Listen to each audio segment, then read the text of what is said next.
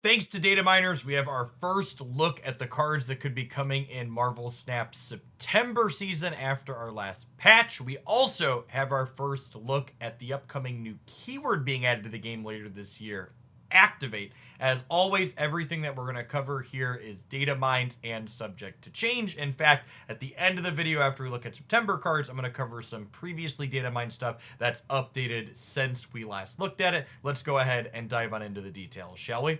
Before we dive into card specifics, I want to talk a minute about the data mined activate ability. This looks like something that you'll choose to use on your card at a later turn after you played it, with data miners indicating that it looks like you explicitly cannot use activate the turn a card plays out. Effectively, you'll right click on PC or long click on mobile, as this video with Nico demonstrates, to activate its ability. It's worth noting that I do not expect Nico Minaru to be updated to use the activate text. This is just simply a card that data miners use to showcase what the ability will look like when used. Personally, I'll be interested to see if we see some older cards perhaps get redesigned with this activate effect once it's in the game. One specific one that comes to mind is Zabu. Feels like a prime candidate where you didn't want it to be ongoing, but it's pretty lackluster as on reveal. But it seems like it could be interesting to allow it to be a one-turn activate, to have its impact be the following turn when you control when that's happening. Our first data by new card featuring the activate text is the tentative season pass card for September, the Symbiote Spider-Man. His text box says, activate, merge your lowest cost card here with this, copy its text like it just revealed. My assumption is that merge means simply combine the stat lines of the two cards that you're pushing together, i.e. if you merge with a copy of the Hood, the resulting Symbiote Spider-Man is going to be -3, but if you merge with a copy of White Widow, it's going to get +2. It's also worth noting that I would expect those modifiers are able to be wiped away by something like Shadow King or mitigated by something like Luke Cage if we are merging with something that is negative power. I explicitly called out two different cheap on-reveal cards in that example because I think that's likely to be the greatest strength that this design has access to, powering up those cheap on-reveal effect that you want additional copies of. Seems like one of the better angles to approach this from. It's also going to be worth noting that because you can't activate until the turn after you play the card, is it's going to need to be useful to have that on reveal starting on turn 5, and when it's going to be predictable, i.e. White Widow might not be the best thing to possibly be doing, since your opponent's going to know you have the option to fill up a location. One thing that is worth noting is that, similar to something like Venom, Symbiote Spider-Man does essentially allow us a way to have kind of 5 cards in a location over the course of the game by merging it together, which could also be a big part of the strength that this card brings to the table.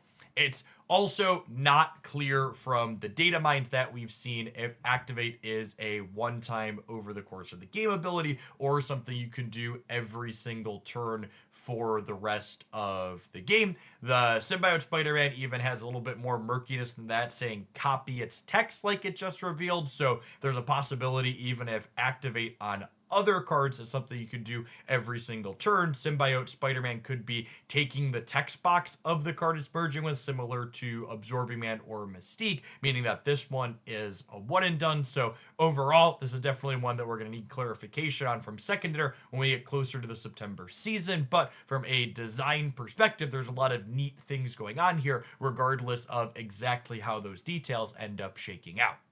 Our first spotlight card data mine to be releasing in the September season on the 3rd is Silver Sable, a base 1/1 whose on reveal steals 2 power from the top card of your opponent's deck.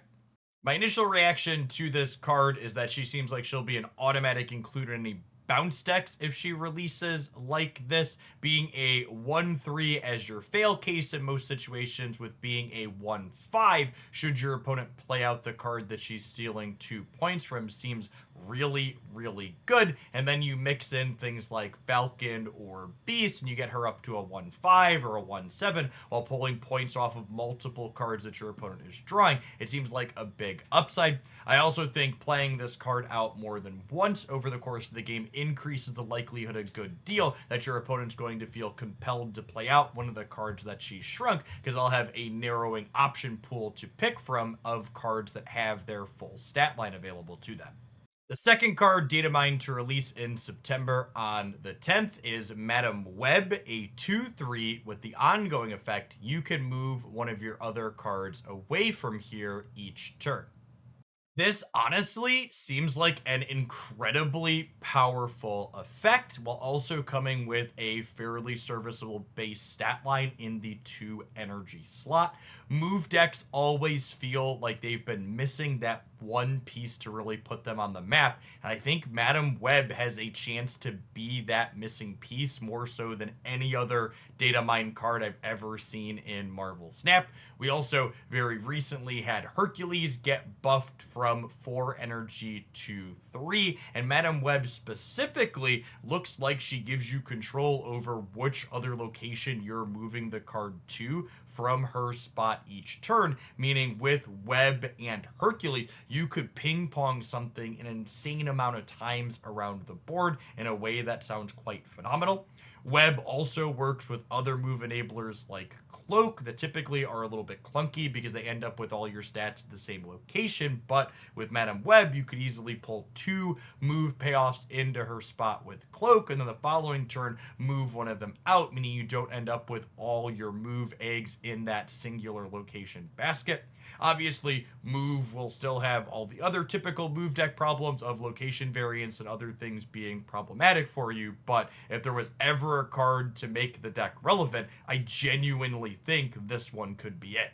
Our next September card release data mine to be coming on the 17th is Arana, a 2/2 with the activate ability, give the last card you played +2 power and move it to the right. 2 big question marks when thinking about this card and potentially how good or bad she could be are, first, how many times do we get to activate over the course of the game? Is it just once, or is it every turn until the game ends, starting the turn after you play it? The second is, what is the timing window on how you use activate? Does your activate effect on Arana here that specifically cares about the last card you played get sequenced with cards you're playing that turn, or will she be similar to how we saw cards getting moved changed earlier this year, where activates are always going to happen first and then your other cards are going to be flipping up? This is a pretty relevant detail to know because, for example, Arana curves very cleanly into something like Vulture, so it's, can we Arana on 2 into Vulture on 3 plus activate Arana and move Vulture in that same turn, or will she be looking at herself as your last played card still at that window that it's used?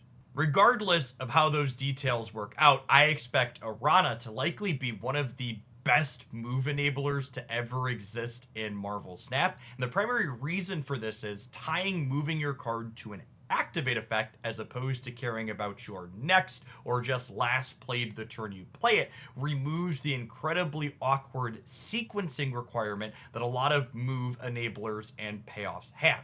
Meaning you want to just put Arana into play as soon as you play her, knowing you'll have an opportune moment to activate her down the line. Compare that to something like Ghost Spider, where she's a 1 energy card, but you never play her on the first turn of the game, and you can't play her until later, until after you have your move payoff lined up. The sequencing decision is a lot more strict.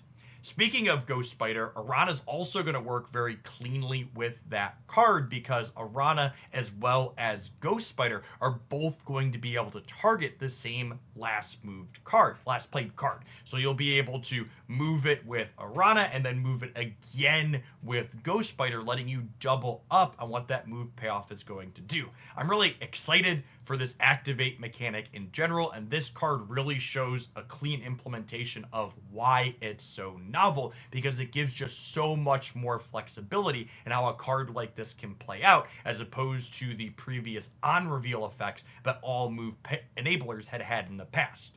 Our last card data mine to be releasing in the September season on the 24th is the Scarlet Spider, a 4/5 whose activate says add an exact clone of this to another location. In addition to the Scarlet Spider data mine, there's also a Scarlet Spider clone data mine with different artwork that looks like a 4/5 to start.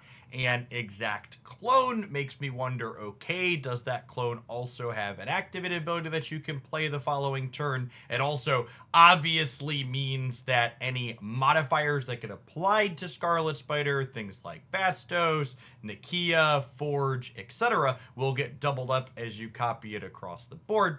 Obviously, this 4/5 that turns into a minimum of 2 4/5s is a reason for Cerebro 5 enjoyers to rejoice in Marvel Snap, as this will easily be an auto-include and that archetype that often struggles to get enough relevant bodies on the board. It is worth noting that while the word random isn't included in this card's text box, I would assume that you don't have control over where the clone is getting generated at, but that's also something that could remain to be seen. The activate ability is new territory for Marvel Snap in general, so perhaps if you're already doing something to make this ability happen, you're also going to get choices. We'll have to see when we get closer to the season exactly how those details will play out. Speaking of these being early data mines, we have updates to cards coming in July and August that I had tentatively reviewed previously. I'm not going to review everything in those months again in today's video, but you can find them linked in the description down below if you want to find out all my thoughts on all the other cards that are coming there. The first of these updates is Ajax is now a 5/5 while still having the ongoing effect +1 power for each card in play afflicted with negative power. I'm really not surprised to see Ajax get updated from a 4 cost to a 5 cost. When we saw Darkhawk get this move up months back, it's remained an incredibly playable card, and I think these scaling ongoing threats really seem like they fit at home best in that 5 energy slot. The biggest change that this makes to Ajax as a card is you'll no longer be able to play Ajax as well as Hazmat together on the last turn of the game without a little bit of additional help, which I think overall is a good thing. Ajax is likely a card that finally puts Hazmat on the map as a playable tool, because in the ideal situation where you have a completely full board, you Hazmat as well as Ajax out, and then suddenly you have a 20+ power Ajax, which is an absolutely massive stat line to get to with any amount of consistency.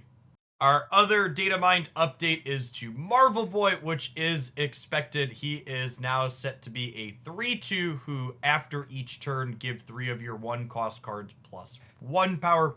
Marvel Boy was originally data mined to give +2 power, which would have just been completely absurd. At +1, it's still a very reasonable and likely powerful card. The best way to think about this is, in a base 6-turn Marvel Snap game, if you trigger Marvel Boy's effect on turns 3, 4, 5, and 6, he's still going to be adding 14 points worth of power to your board over the course of that game, which is an incredibly impressive stat line. Remember, very playable 3 energy cards like Gladiator, for example, are only giving you 8 points, so even the small synergy requirement that Marvel Boy has with putting 1 energy cards into your deck still likely means that he's going to be a very reasonable card, especially considering Gilgamesh Zoo decks are already putting up strong performances. Lastly, I'd like to also mention one super minor update to Cassandra Nova, who's set to come out in July. They've updated her text, which previously said drain 1 power from each card in your opponent's decks, to match Silver Sable, who we covered in today's video, and use the word steal. Likely just a clarity thing to make it more clear that they're taking a power from something and adding it to themselves. This card, I think, still likely to be very playable, especially if she's able to steal power from things like rocks that you could put into your opponent's deck, putting them to negative stat lines. All in all, this is definitely the most exciting roundup of data mine stuff we've had maybe ever with the introduction of a new keyword. While obviously there's still a lot of details that remain to be confirmed about how Activate is going to work exactly, I think regardless of how that mechanic plays out in specifics, all of these cards that are using it here in the September season are likely to be very reasonable, continuing Snap's track record of putting out a consistent flow of cards that you could pick up and know you can play with in a competitive manner. As always, I'd love to hear which cards you're most looking forward to playing with in the comments down below. And if you enjoyed my breakdown, be sure to snap that like button and come on back for more for my Marvel Snap breakdowns here many times per week.